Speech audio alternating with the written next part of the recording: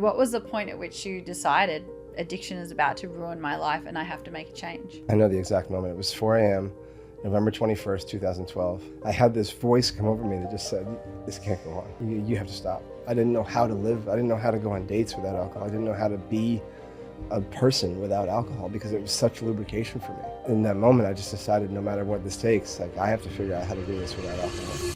What is up, you beautiful human? Hello and welcome back to the Raw, Real and Vulnerable podcast with me, your host, Beck Antonucci. I have a little theme running this week and last week on the podcast, a topic that I have not ever yet brought onto the show before, but something many of you have asked me to speak about. I have been frequently asked on the show to share my journey with ayahuasca, which actually haven't yet. However, last week, because I get so many questions about plant medicines, and it's something, yes, that I've experienced many times, but it is not by any means anything that I am an expert in that field around. I could share with you my personal experiences with plant medicines, but I could not share from any kind of leadership or authority or knowing around plant medicines other than my own individual journey. So last week, I brought on a good friend, Alex Waters, to share with you about his experiences with psilocybin mushrooms and the retreats he facilitates, because I have firsthand witnessed incredible transformation within my communities at the hands of Alex facilitating his retreats. This week, I am bringing onto the show a very good friend who actually facilitates DMT ceremonies. In fact, I know last week I shared with you on the show that I had my first DMT experience for my 36th birthday. When I was feeling conflicted about what to do for my birthday, I knew that I wanted to do something special, something impactful, something meaningful, and I couldn't quite put my finger on it until I did. And I requested that Sam and his wife, Michelle, hold a DMT ceremony for myself and my best friend, Tracy. So today, Sam Morris and I dive into why you might choose to have a DMT ceremony. Like I said at the beginning of last week, this isn't from telling you to do something. When it comes to plant medicines or anything of any nature, I know that this is probably going to sound a bit cringe, but I feel when you know, you will know if that journey is the right journey for you. But Sam and I dive into how plant medicines have supported his self-love journey and how through working with plant medicines, he has called in his beautiful, incredible, amazing, divinely feminine wife, who is also a very, very good friend of mine. For me to actually request someone to hold a plant medicine ceremony for me, I want to share really honestly, is a really big deal. I had my first ayahuasca journey maybe 5 or 6 years ago. Ayahuasca was actually a big part of me accepting the herpes virus. I remember in a sharing circle after my first ayahuasca ceremony, that was when I shared with that group of people that I sat in ceremony with about the herpes virus. And what was really interesting in my very first ceremony is in my ayahuasca ceremony, I was given a basically timeline of my entire life in front of my face. And then ayahuasca gave me a scalpel. I really wanted to be perfect. I believed that if I was perfect and I was beautiful and I had a great body and I had lots of money and I had a great partner, that would just be my path to self-acceptance. I would love me. People would love me. If people love me, then I would love me. I was so convinced about that. And so my entire life was dedicated to looking good and finding a way to get people to like me so that I could learn how to like myself. And I was really at war with the parts of my human experience that weren't, air quotes, perfect. I was really at war with the eating disorder. I was really at war with the herpes virus. I was really at war with the assault from my first boyfriend when I was 19. I believe that all of these things made me bad, wrong, ugly. I was really at war with the bullied story of being the one girl in high school, or what felt like the one girl in high school who was picked out and just horrifically bullied. I was so at war with these stories of why me, what made me so bad and wrong for this to happen. Why can't I just be pretty and beautiful and fit in and be perfect? If I was perfect, then I would be okay. That was my story. So in my ayahuasca experience, ayahuasca basically gave me the scalpel and she said, slice out all the parts of your life, Rebecca, that you wish had never happened. And so I sliced out the bullying, pulled it out. I sliced out the punch in the head from the first boyfriend, ripped it out. I sliced out the eating disorders and all the times that I would binge eat and purge, ripped it out. And then I sliced out the herpes virus and I could see my air quotes perfect life of no air quotes bad things happening, and it was in front of my eyes, this perfect life. And she said, now what would you like to do with this life? And I remember feeling this, oh my God, give me my life back. Put all the things back. Put those four. And I'm getting shivers even as I like hairs on my arms as I tell this story. I requested that she put everything back the exact way that it happened. And when I came out of the ceremony the next morning and I'm sharing in this circle, the ceremony started at midnight and I'm like bawling, weeping. And I share, I'm like, I can't believe it. She gave me an opportunity to take it all away and I chose it again. That was the start of my plant medicine journey. I haven't had a huge, ginormous plant medicine experience, but when I have felt like it's time, I've honored that and I've leaned in, and it's always been profound and beautiful. So today with Sam Morris, we're going to explore for you why you may or may not honor that call. If you love this episode, please screenshot it, share it to your story, tag both myself and Sam so that we can connect with you and so that we can share it as well. Strap yourself in. This is one hell of an episode. Let's fucking go. I am sitting here in person with someone who I consider my big brother, Sam Morris. Yes. Welcome to Raw, Real and Vulnerable. I'm so excited to be here. This is a deep honor. I'm super grateful, and I love you so much. I can't wait to do this. And one of my gifts of being in Austin, Texas and not leaving was I got to experience your wedding. That's right. Yeah, which was amazing to have you there. We were talking about it too, like all the, like you and Tracy and the people that are here now to experience this. We are so blessed to have everybody there. And I was thinking on the way here, like, this is my first podcast as a husband. Yes. Being a husband is some wild shit. And he's only been married less than a week. Yeah. And all the things come forward. Well, it was a really huge honor for me and such a gift that my intuition led me to Austin, had me stay, and I got to receive that experience. It was beautiful. But before we even go into the podcast, I would just love for anyone that doesn't know you the way that I do, who is Sam Morris and what is it that you do in the world? Who am I?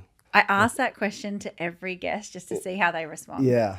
It's a good one because I feel like there's two answers to it. There's the human, like I'm a coach, I'm a athlete, I'm a lover, a husband, all the things. And then there's like, I'm nothing.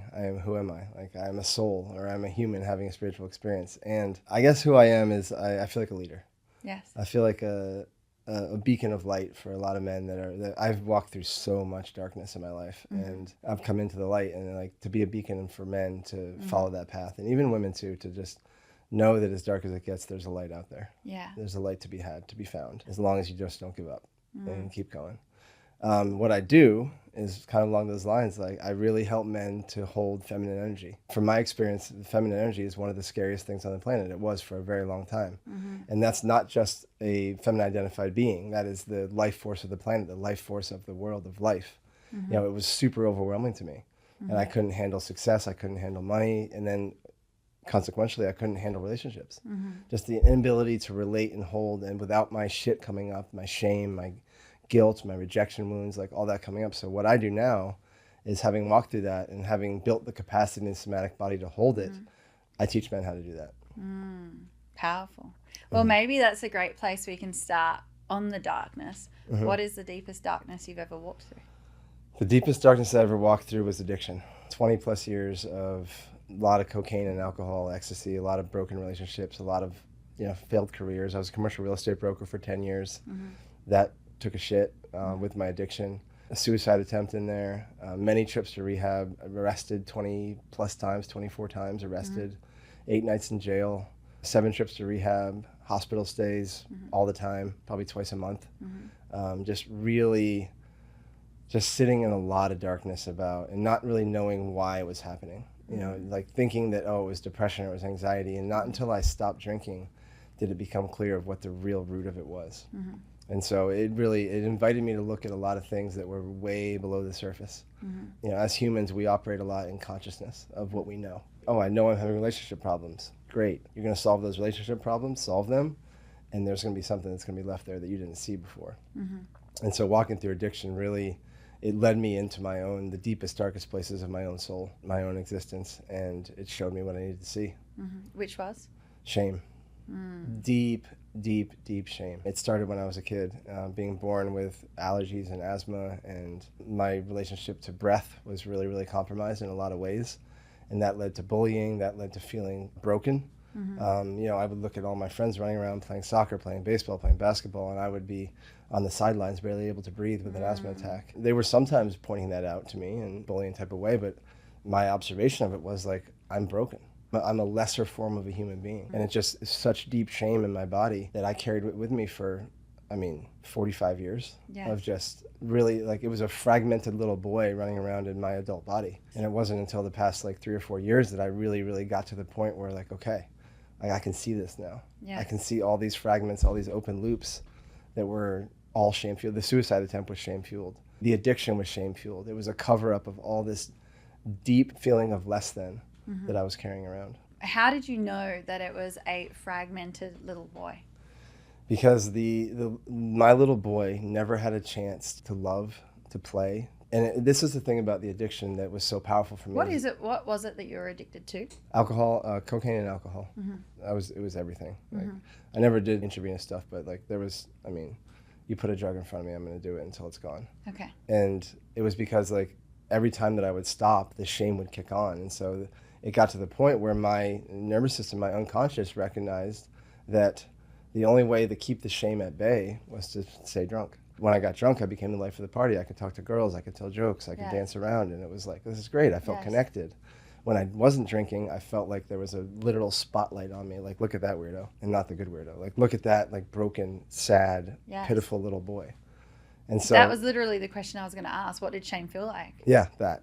Yeah. So kids in school I would be having an asthma attack, and they would walk by me in the hallway and feign having an asthma attack themselves and like point at me. And so I felt like it was like that level of a spotlight was painful. It was like always ended in pain for me. And so it was like a deep level of hiding, deep level, like so much shyness that like anything was a problem. Like talking to business colleagues or talking to friends or walking into a bar, I could not get to the bar fast enough and get a shot at me so that I could stop feeling the way I did. The kids were looking at me like, look at that guy. Yeah. And what was the point in addiction where you decided, because I know you said that this fragmented little boy, you've really just come to this place of fullness and wholeness the past 3 or 4 years. Yeah.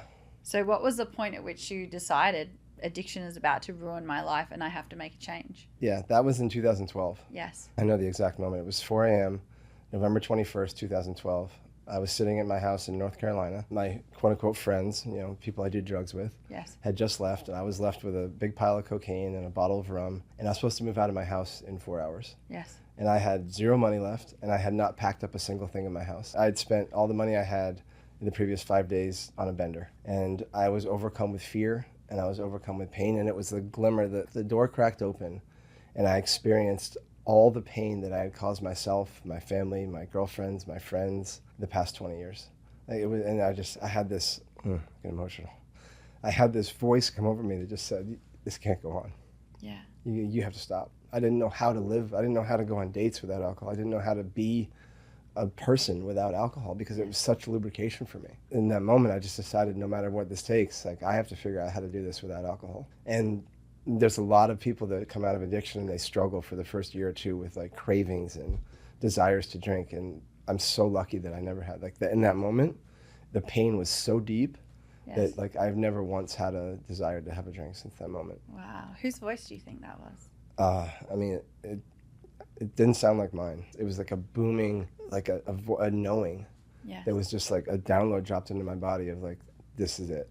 Yes. I left the pile of cocaine there on the table. I left the bottle of rum. I left my house and I called 911 and said, I'm having some terrible thoughts and I need to be taken in. So I went right to a psych ward. I was there for 7 days. From the hospital, I got on a van to the airport, went to rehab. Yes. I was in rehab for 9 months after that, and then moved to San Francisco and started what is now my path. Yes. Yeah. So how did you go from addiction, rehab, terrible relationships, suicide attempts to leading humans? Yeah, so the suicide attempt was 2009, yes. And I thought for a long time, and I'll tell this in a second, is that I jumped off the second story of a bar.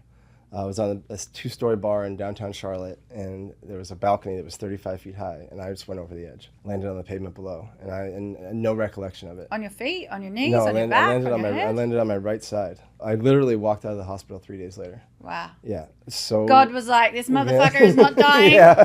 Get up, buddy. Dust yourself off. Let's go. Too many humans to impact. Yeah, exactly. But I didn't know that at the time. For years I was just like, I don't know, like, did I jump? Did I fall? Was I pushed? Like, no one had any answers for me. Oh, you don't even remember? I remember walking out of the bar and looking at the balcony. And then I remember the next thing I know, I woke up in the trauma unit of the hospital with like my neck in a sling, my side like stitched up. I had a big gash in my side. My elbow was in a sling. Yeah, no idea how I got there. Yes. And they were like, yeah, you fell off the balcony last night, 35 feet. And landed like next to people eating dinner. I landed next to them. Yeah, they called me the next day in the hospital. They were like, we just want to make sure you're okay. And I was like, yeah, I know.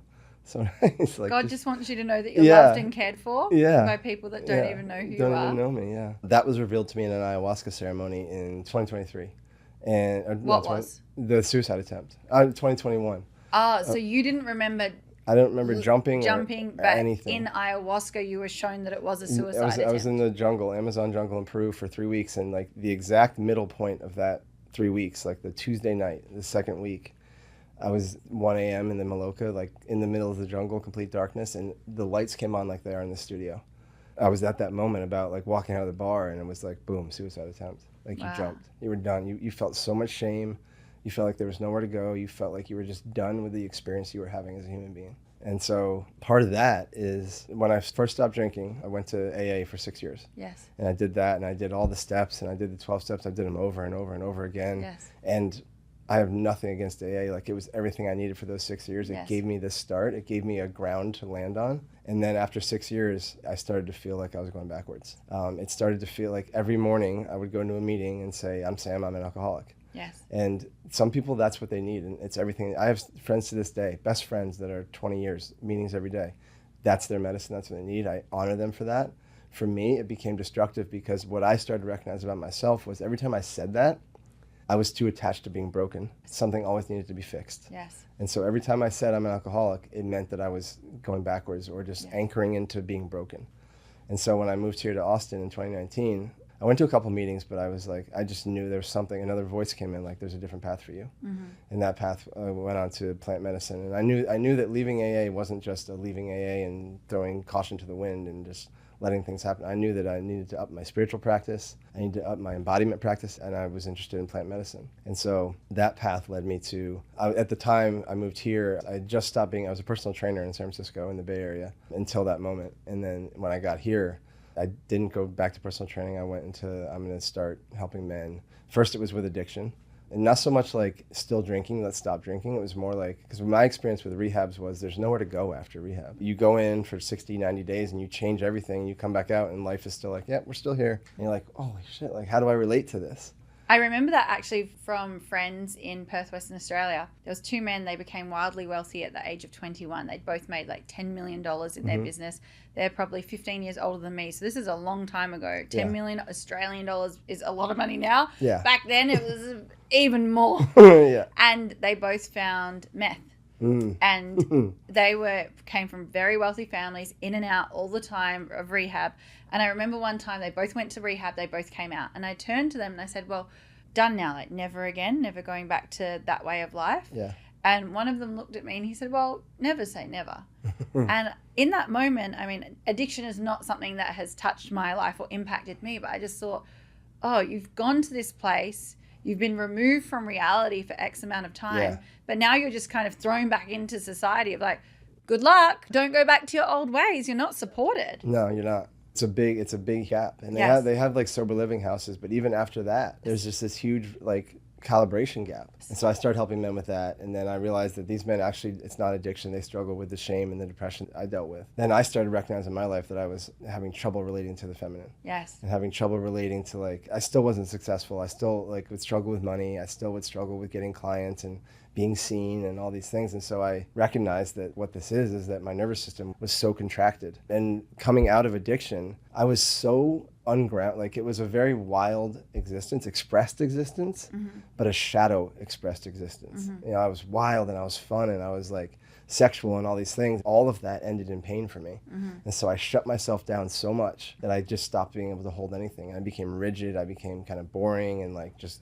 grounded to the extent of like, I'm just going to stay right here, not move at all. Anything could throw me off. And it didn't have any capacity to hold anything. So I did a bunch of business coaching to help my business because I thought that's what I needed. And then none of it landed. Like, business did not take off. Yeah. That was not the medicine I required. Yep. Structure, systems, messaging, all that. Like, great, get it. Like, nothing's happening. And then I was like, okay, so I started like, that's all external. And I said, okay, I'm going to go internal. And so I joined Fit for Service, which is Aubrey Marcus's mastermind. And that was like when I declared that, like, okay, I know there's things inside me that I need to work on. And that was when I got onto the plant medicine journey and sat with bufo for the first time, which led me to ayahuasca, which, there's mushrooms in San Pedro and all the things in there.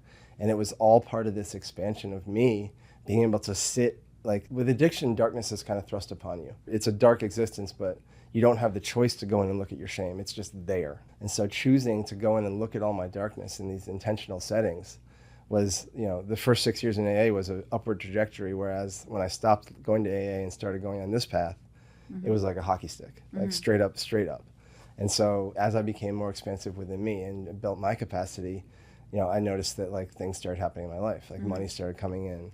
I started to have better relationships. I started to have a cleaner filter on like who I was attracting into my life. And I started taking really, really, for the first time, a lot of ownership for the external things in my life that were showing up that were, less than ideal. So let's go there in terms of the relationship with men and women and the shame. And I know you said you started working with men specifically with addiction and now it's transitioned. Tell us about the pressure you feel as a man to be a man in society. I think that's like, there's a couple layers there that drop in. One is that there's the pressure of like the provider and the protector, which, now I'm here for. Yes. And becoming a husband, like that. Like, I didn't even see that coming, but it's a whole nother level that drops and you're like, holy shit, like this is really real. And I'm taking care of someone. I'm taking care of someone. I'm responsible. Like, it's like looking at it, you're like, cool, let's get married. And like, I'll be a husband. I'm excited to be a husband and all the things. And then it hits. And like, as with anything, like you think but you don't. And I think that pressure is what we get to build capacity for. Like, that's the pressure that we get to say, this is our role in society, is to protect and provide for women, because women, I don't have any clue how scary it is to be a woman in this world with the catcalls and the oppression and the patriarchy. And so what I get to do, and this is the second level of it, is how safe of an atmosphere, of an environment can I create for Michelle? Can I create for you? Can I create for the women that come into my ceremonies or the women that are in bridge rooms, like whatever it is. The pressure is relative to the capacity in the sense that there's a responsibility that comes with being a man that does feel like a lot of pressure when you're not ready for it. I can make up any number of things. Like, you can martyr yourself. You can shy away from the responsibility and say, like, I'm doing everything, or make up any story you want about it. But the reality is you're being invited into something bigger. You're being invited into holding a bigger container, to being in more integrity, to being in more dignity in your body. And so the pressure to be a man in society, I find, is that it doesn't even feel right to call it pressure in this respect, but like, be the safe place for the woman. Be the safe place for the feminine energy, which means money, which means life force. And then there's the pressure that there's men on the path that are righting the ship that was so wrong, that got sent so far in the wrong direction with the patriarchy and all that. So there's men that are the tip of the spear that are leading the way about like, we get to show up differently. We get to prove to women that safe masculinity does exist. What does pressure feel like? Overwhelm. Yeah. It feels like overwhelm, and knowing what I know about it, it's an invitation. Any kind of overwhelm is an invitation, because knowing what I know about spirit, it doesn't give you anything that you haven't asked for. It doesn't give you anything that you're not ready for. And so with business, for example, I want a big business. I want to earn, 7 figures a year. That will come. And the question is, when it gets there, are you going to say, oh shit? Or are you going to say, let's go? Because I've had experiences where a lot of money has come in and I've been like, oh God. But looking back, It's like, I prayed for this. I worked for this. And the initial contraction is the overwhelm taking over. That's the pressure. And then stepping out and saying, okay, let me expand my breath. Let me expand my body. Instead of cowering and looking down, let me physically embody what it looks like to step forward. I heard this thing about our biology. When we're faced with an overwhelm or some pressure or one of those experiences, actually physically taking a step forward is telling our body that we're here for this. Whereas a lot of times people will step back. And so little things like that allow the body to become more in tune with the actual capacity to hold it. Yeah. So what do we do as women here? Do we say we meet a man and do we pressure him? Do we support him to expand capacity? Yeah. Or do we just decide, I want you to be the provider, the protector, And if you don't have the capacity for it, I'm not the woman to invite you into that experience. What do we do? Because I know that men hate expectation. So it's like, how do we as women desire him to provide and protect without being like, you must provide and protect, is not actually going to create anything healthy for any. So that man then feels like he has to be perfect. Yes. And there's no room for him to fall off his horse. You ask any man and any woman on a very like subconscious level, a man will say, I'd much rather be shot off my horse than fall off my horse. And women on a subconscious level would much rather see a man chivalrously, valiantly shot off his horse than fall off his horse. What women get to do is allow the man to fall off his horse, because then the man feels okay falling off his horse. And so if you're putting all these like demands or expectations on the man, immediately his lanes got contracted and he has no bandwidth, because he feels that if he messes up in the littlest bit, a man needs a space to fall apart. A man needs a place to literally fall on his face and cry and look and allow all his internal, because every man has a story inside about, I am not enough, I am weak, I cannot provide, I cannot do this, I will fail. That needs to exist in increments, in places, and without the mothering thing coming in or the savior thing coming in. So that was going to be my question. Is it our space to hold as women, or is that part for him to take elsewhere? It's both. Both. Yeah. And the man for sure handle his own shit, and like, because if he continuously keeps falling off his horse and be like, pick me up, it's going to turn ugly really quick. That's when distrust, that's when safety erodes, that's when intimacy erodes, that's when polarity falls apart, when the man continuously falls apart. That being said, the man does in moments need a space to come to his woman and say, babe, I'm fucking struggling right now. Yeah. And be held in that. Yeah. Now, that room enough will allow the man to feel expansive and safe, that he will feel motivated. He will feel way more motivated to show up, knowing that he has that buffer, that room to fall apart. Knowing that it's there, it's kind of like the caged bird. When the door's closed, the bird's thrashing around, but when you open the caged door, the bird just stays right there. So the man needs to know there's that space there. On the other side of that, the man needs to be celebrated. When he does show up, when he does provide, when he does whatever it is that you're asking him to do, when he holds you, when he weathers your storm, when he goes into the darkness with you, all the things that you want him to do, when he gets celebrated, that lights a man's fire like no other. When he gets celebrated by his queen. Like, it is the most, I can't even, there's like no words to describe how good it feels. It almost feels so good that at first it's like, what the fuck's going on here? Is it better than a back scratch? Yo, slightly.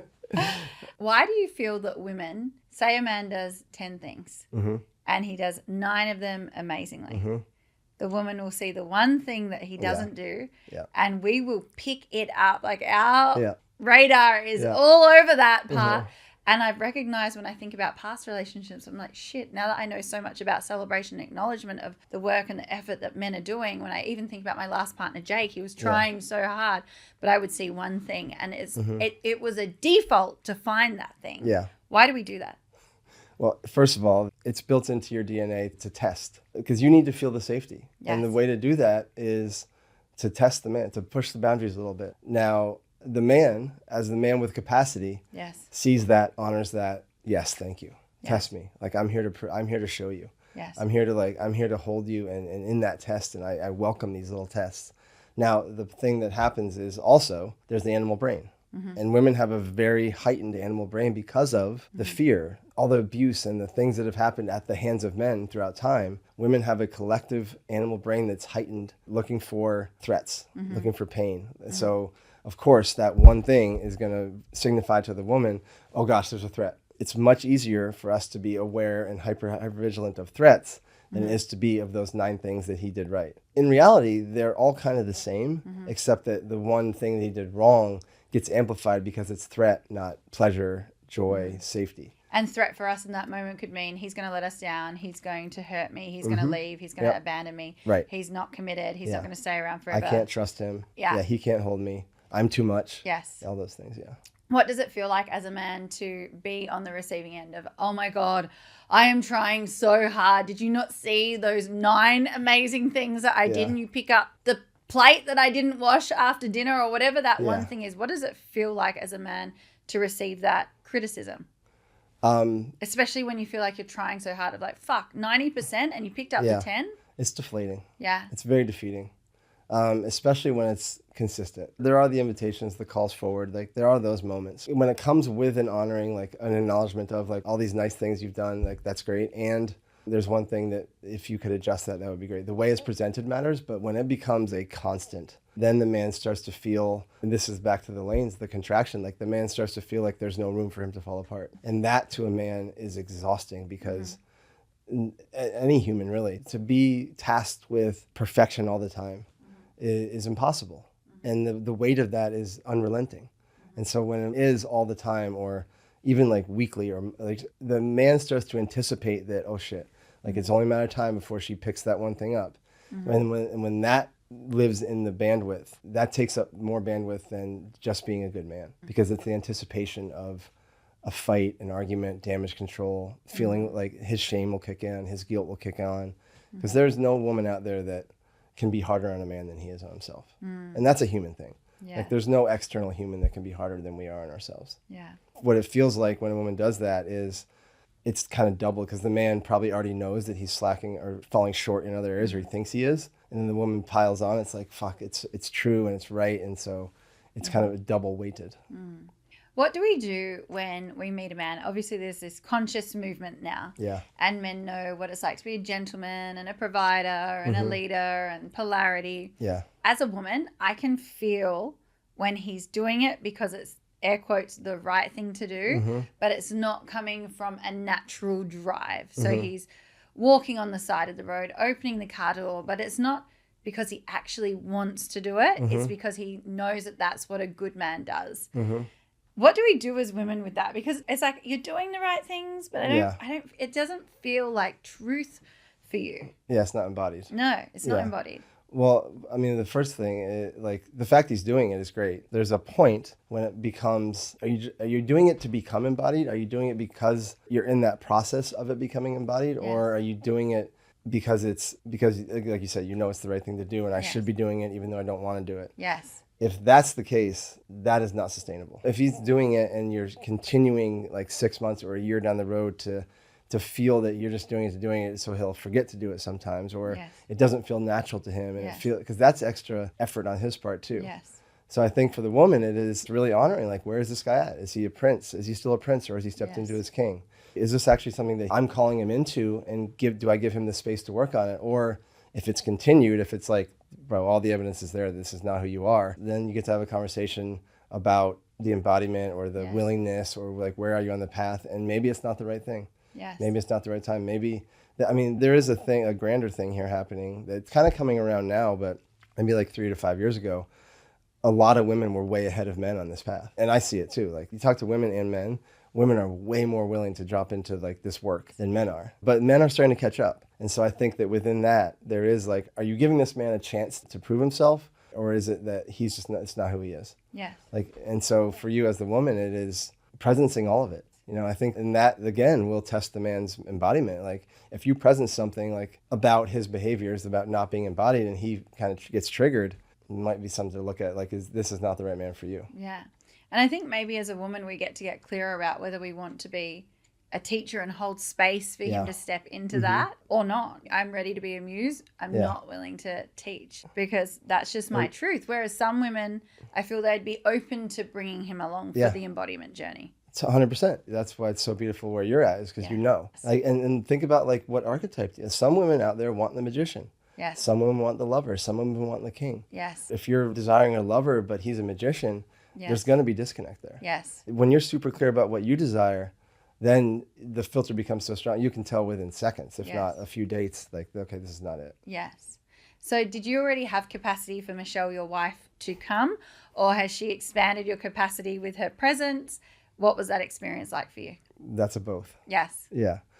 How did you go from terrible relationships to calling in? I mean, I love his wife, just FYI. How did you go from unhealthy dynamics or ones that weren't serving you to calling in this amazing, aligned, beautiful, integral, sensual, expressed, amazing woman? What was that? The speed at which that happened is, like, if I look at it from like a human lens, like, I can look at it, it's actually a little bit longer than I thought it was. Like, I thought it was from Burning Man last year until December. What really happened was that the previous relationship I was in provided all the directional arrows that I needed to become the man that can hold Michelle. And in that relationship, there was a lot of falling on my face. There was a lot of, and it was back and forth. It was a lot of each other having an experience where we might not have been ready for that. Yes. And so as that relationship took kind of a year to get out of the vortex, to get out of the field, when it finally did, I finally was able to see myself for who I truly am without the lens of someone that was experiencing my pain or it was experiencing me in a certain way. And then looking back, I was clear that like previously, so about a year ago now, is when I truly started to say like, okay, I was that guy. I was just doing it. I was just words. I was working towards embodiment, but it was that in-between phase of like, you know, you've been talking about it in social media and like, you know, you can say out of integrity, but it was, I knew the concepts. I knew the ideas. I read the books. I did the workshops. I did all the things. And I was in the process of finding how it landed in my body. The previous relationship gave me, again, all the directional arrows and the moments to say, like, that's not how to do it. That's not how it is. Like, it provided me with the capacity in my nervous system, in my body. And it gave me so clear about this is who I desire. This is the relationship I desire. And what happened in the actual ending of it to the time I met Michelle was that I had this space where I went back 20 years in my life and I looked at all the ways I had never grieved. The grief fragments that I left open all the way back to my previous marriage 22 years ago. Grieved that. Grieved my dad's passing in 2015. Grieved my sister's passing in 2018. Grieved relationships that had ended because of my addiction. And within that, I recognized a pattern that had been showing up in every single relationship. It was 5 kind of long-term relationships for 20 years. It was the same thing. It was going in, avoidant attachment, something rupture happens, we break up, she either meets somebody else or stops talking to me. My codependency kicks on. I fawn, I appease, I people please, I emasculate myself just for anything to come back to me. I need your love.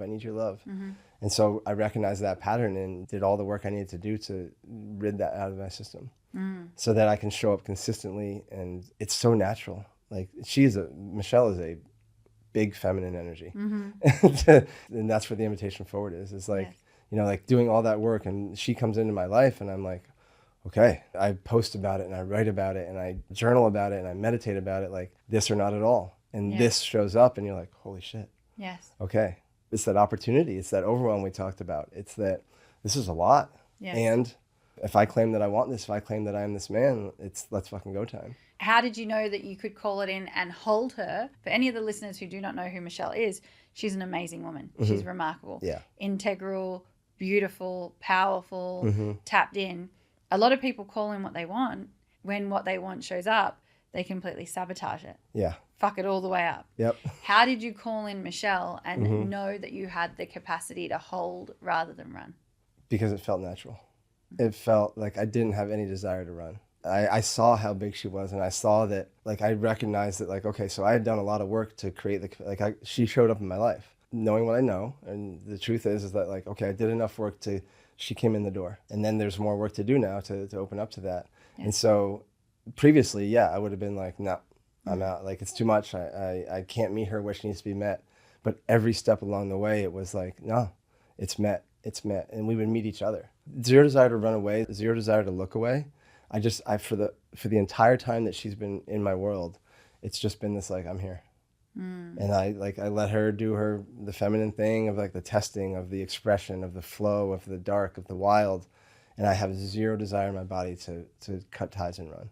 And you put that down to doing the work to expand your capacity, so that when any uncomfortability came in, it felt natural to lean in rather than wanting to run. Yeah, relentlessly looking, and I know that shame is a big one for me. So that story of, like, I'm going to let her down, I'm going to drop her in a moment of need, knowing that I have that inside of me. And knowing that what it takes, and this is Preston told me this. He's like, I was like, what happens when shame shows up? He's like, be with it. Yes. And that, like, the ability to just be with whatever comes up. Yes. That's proof of the work that I've done to say, like, don't look away. Yes. Like, every time you look away, you're denying yourself an opportunity. Yes, I love it. Yeah. So I sat my first DMT ceremony with you for my 36th birthday. That's right. And I actually had Alex Waters on the show yesterday talking about psychedelics, because obviously it's not my zone of genius at all. For anyone listening who doesn't know what DMT and or bufo is, can you tell us a little bit about what it is and why you facilitate ceremonies? Yes, absolutely. Thank you. First of all, I told you this the day of, like, it's such an honor to do that for my friends. Thank you. Like, I love that I have friends that are so willing to go into those places and sit in there and be in there. Because you were like, oh, you're doing, like, Tracy was like, okay, yep, I'm in. Yes. Like no questions asked. And I'm just like, love it. Like Yeah. so courageous. So honoring you for that. It actually came through after Barry's class. I was on my Barry's treadmill. I'm like, what am I doing for my birthday? A rage room, a sexy dance class. I was like, oh, I do all that shit all the time. And all of a sudden it hit.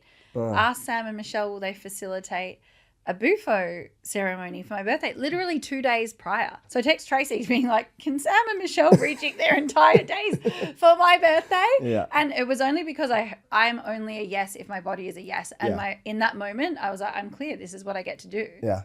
And same, like, I'm only a yes if it's like, that feels right. And so for anyone listening who doesn't know what bufo and or DMT is, what is it? Why do you facilitate these ceremonies? Bufo is the purest organic form of 5-MeO-DMT. So DMT has many forms. There's NMDMT, there's synthetic DMT. Yes. The reason it's called bufo is because it comes from the Sonoran desert toad, which the genus and species of that is Bufo alvarius. Originally it was called Bufo alvarius. They've now changed it to Inclus alvarius. But that's why it's called bufo, is because the bufo stuck. It's the God molecule. It comes from a toad that lives in the ground 9 months out of the year in the Sonoran Desert, which is northwest Mexico, southern United States, Arizona, New Mexico, that area. And this toad carries this venom in its glands, right, kind of the sides of its head. And the Seri tribe, the Comcac Indians that live in that area, they ethically harvest it from the animals, where they'll go in the rainy season when the toads come out. They'll squeeze the glands and extract it and then dry it out, and the toad gets returned to its environment, no harm to the toad. There's different stories about how it came about. The one that has the most legs is that there was a man in the 80s who drove his truck out into the desert and found these toads and squeezed the venom out and put the substance on his windshield and then smoked it a few days later and found bufo. Wow. Yeah. So, I mean, and what that speaks... I found God. Yeah. Found God hidden in a little toad in the Sonoran Desert. Wild. Yeah. I think what that speaks to as well is, like, we can talk about how did somebody figure out that if you put a vine from the jungle with a leaf of a plant together, you make ayahuasca. When we get out of our own way, we are tapped into the land like that. There's messages that come through that when we're clear, we can hear them and learn to trust them. To be in that vibration is just so great. It just speaks to like how far away from that we've gotten, where with the cell phones and wearables and all this stuff, we're like out of touch with all that stuff, which is a whole other podcast.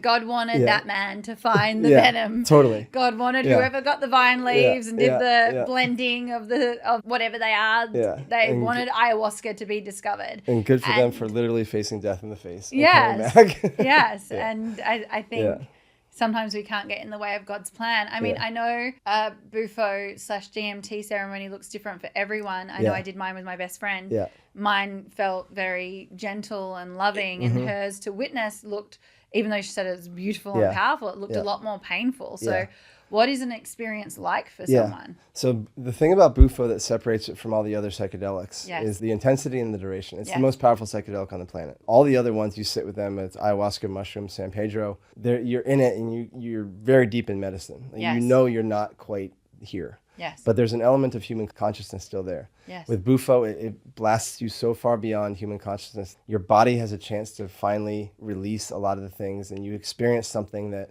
essentially your mind has been holding you back from experiencing for your whole life. The other thing is the duration. Yes. It's 15, 20 minutes max. Yes. Whereas all the other ones are anywhere from 4 to 9 hours. Yes. Or if it's a boga, it's like 24 hours. Yes. And so this one, the intensity, the power, the duration, set it apart from all the other ones, which is part of the reason that I choose to, it chose me, I choose to serve this medicine, because when I smoked it for the first time, I kind of have two first times. The first time was a smaller dose on the side of a river in Sedona.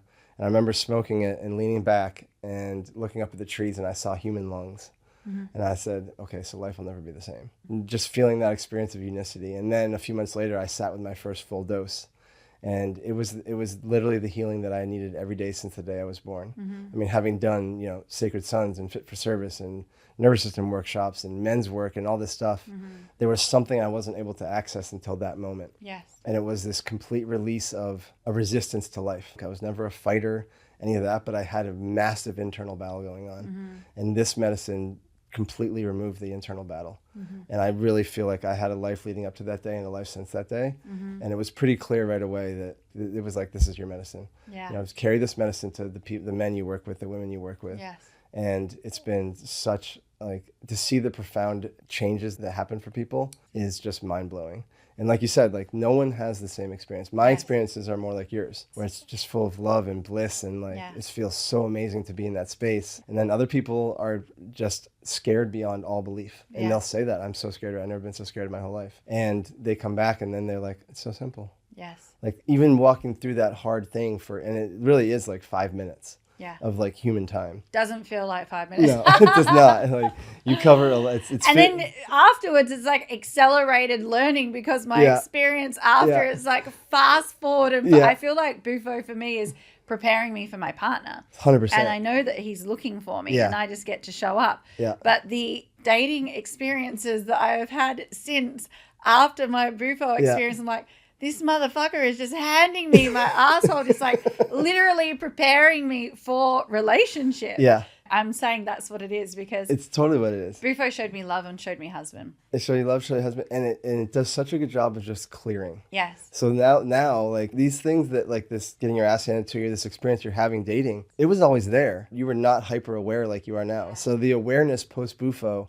is awareness of things that were already there with the new set of eyes. It's like, holy, I've been putting up with that for 15 years. Yeah. Really? Like I need to really recalibrate my standards, my commitments, my everything. Well, it's like bufo calibrated me to my husband, and anything that isn't a match to that, it showed me I'm not available for it. And it's Yes. also supported me to, even though I've been working on my nervous system for so long, supported me to strip away any layers of protection or armor Yeah. that when something that's not that has shown up, I haven't been mad at it.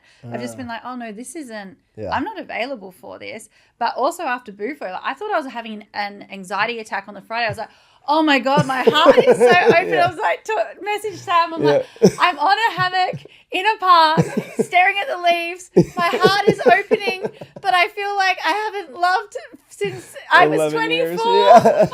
And so I'm thinking, oh my God, I'm having a panic attack. And I'm like, I think I can just feel my heart feel so much love. Yeah. And so when anything that hasn't aligned with the vibration of husband, when that's shown up, I'm just been like, oh no, I'm not mad at it. Yeah. You're just not this, and Yeah. I'm not available for that kind of behavior. Totally. And it's kind of just been beautiful. Even the Sassy Saturday jokes, like I'm done with them. Yeah. And that, I feel like that was in my consciousness for the past 4 months of I get to show the internet actually how much I love men, because Yes. the men in my life know that I love them. Yeah, 100%. However, maybe facing the public eye, they Yeah. wouldn't see Uh-huh. the love and the depth and the reverence that I Yeah. have for the men in my world. That even that got amplified. That I was like, oh, it's time to go. Yes. I was like, you motherfucker, you spent everything up. Yeah. My entire identity has now shifted. I thought that would be a 12-month journey, but look, I did it in Yeah. 2 weeks. Yeah, it is. It's such an accelerator. And so how would someone know that they want to work with bufo? Yeah. There's always the call. Yes. You know, like the medicine calls you, the medicine literally knocks on your door. Like it literally was In like a Barry's class. Yeah, in Barry's class, best friend, like knock back, it's time. Yeah. And there's an element too of like, there's no like getting on this path and you're on the path for 6 months, even a year, and jumping into bufo or any psychedelic for that matter. I feel that humans get to do a lot of work in a very sober human, being in touch with your body, being in touch with your nervous system, in touch with your thoughts, your minds, before you ever step on a plant medicine path. You know, for me, it was the 6 years in AA. Yes. Like I had to do that work without any substances at all. Yeah. Being with myself, being with my own stuff, being with my own behaviors and thoughts and whatever was coming up before essentially you earn the right to sit with these plants. Because if you do it too soon, it's potential to wreck you and it's potential to send you on to like very destructive path. So you know when you know, but you know when like, one thing that I know is that when you're doing this work as a human for 3 or 5 years and you start to notice patterns repeating themselves, like, so say like I was in a 3-year cycle of depression where like every 3 years I would be depressed. And that's why 6 years in AA, I'm like, I did this. Like it was happening when I first stopped drinking. It happened 3 years later and then happened again in 2019. I'm like, what? There's something I don't know about this. And AA was not providing me the answers anymore. Therapy was not providing me the answers anymore. So when you're, as you're human, doing your work on the path, meditating, journaling, whatever it looks like for you, if you notice Coaches, that, programs, mentors. right, exactly. When you notice that like no matter what you do, things start to repeat themselves, you're dealing with the same things over like a 6 month, a year, a 3-year cycle, it's time to start looking beyond what you are consciously aware of as a human. And psychedelics are the best way to do that. To get beyond the human experience and say, okay, so I know that maybe anxiety is my thing, or I know that I struggle with intimacy. Great, that shows up every 3 years. Every 3 years I'm in a relationship, the intimacy breaks down and it all goes to hell. Okay. I can continue to repeat that pattern and go down that same road again, or I can look for something else. I can look for what I don't, and Preston likes to talk about this. You don't know what you don't know, and you don't know what you don't know that you don't know. Psychedelics will get you to what you don't know that you don't know that you don't know. And then the integration comes and you get new information. So now you can go back to being your conscious human with new information and start to break cycles and break repeated patterns. Powerful. Yeah. What an episode. What an episode. And, you know, I do love the reason that I wanted you on for many reasons, but women, when I share it, I've done plant medicine, women will always ask, and I want them to be able to do it from a place of truth and choosing, but not from, oh my God, this thing is going to fix me because I'm broken, or I know I went down the ayahuasca path because I'd heard after the herpes journey, ayahuasca has natural healing elements to it. So I just wanted to do any plant medicine that would fix me. So I would go and do an ayahuasca journey and then go back to my doctor and do a blood test. Yeah. And I was really looking for, Magic air quotes, bullet. the wrong thing. Yeah. And what ayahuasca actually showed me was the healing was in me learning to love myself with it rather than rid my body from it. Yeah. And so that's kind of why I wanted you on the show, so that women can tune into themselves and make a decision from truth of, this is the next step for me, rather than this is the next button that I can push that might fix me, because I would hate someone to go in. I mean, the medicine will give them what they need anyway. 100%. No matter what. Like, we can't control that. But to go in thinking I'm going to walk in one woman and I'm going to walk out fixed is probably not the... You're setting yourself up for massive disappointment there. Yeah. That same thing goes for relationships. Yes. Like, it's the same thing. Like, if you go in with expecting anything to do something for you or fix you, Yes. it's going to be massive disappointment. And whether it's a matter of the heart or it's a plant medicine ceremony, Yes. it matters what you do once you presented with the information. In my relationship with Michelle, like, okay, I was ready, and I was like, I know what I want. I know who I am. She comes in and like, holy shit, it's bigger than I thought. Yes. Like, okay, so what do I do now? If you go into an ayahuasca ceremony, I went to an ayahuasca ceremony and it showed me that I had a suicide attempt I didn't know about. Yeah. Okay. Didn't expect that. Yes. And it was the most healing moment I've ever had in my entire life. Yes. It was a sense of relief. What will fix you is your willingness to accept what is and move forward with the new information. Yeah. Even for me, after my bufo ceremony, I was like, wow, attracted this man. He is not him. Open my heart. Like, I'm ready. Yep. And I trust that I can actually continue to lead my life now from an open heart, whereas a prior version of me would say, no, close now. Don't reopen. Don't keep leaning in. And the willingness to say, actually, my open heart gets to be here regardless of what the external world does and what presents. That's the power. That's the healing. And that was my medicine. From the feminine perspective, to bring that to the world, I mean, for one, it's really courageous. Yes. And secondly, there's a man out there that will absolutely meet you there and hold you in that. Yeah. And just your heart will feel so soft and held in his hands. Yeah. And it'll be so amazing. Yeah, we all can't wait for that. All of us. Yes. I have absolutely loved today. I cannot wait to share this episode. If any woman in my world would love to get all the way up into yours whilst respecting Michelle's boundaries, where do we find you? Thank you so much. Before that, I would just love to say how great this has been to do this with you. Something I've had on my radar for many months, and, and you being here in Austin, another gift of you being here in Austin is getting to do this. Thank you. And I just want to say, I love who you've become since you've been here in Austin. The bufo, the experiences dating, that post you put up about dropping the sword, like it literally brought me to tears. Like, to see like you just really truly step into like such an authentic version of you.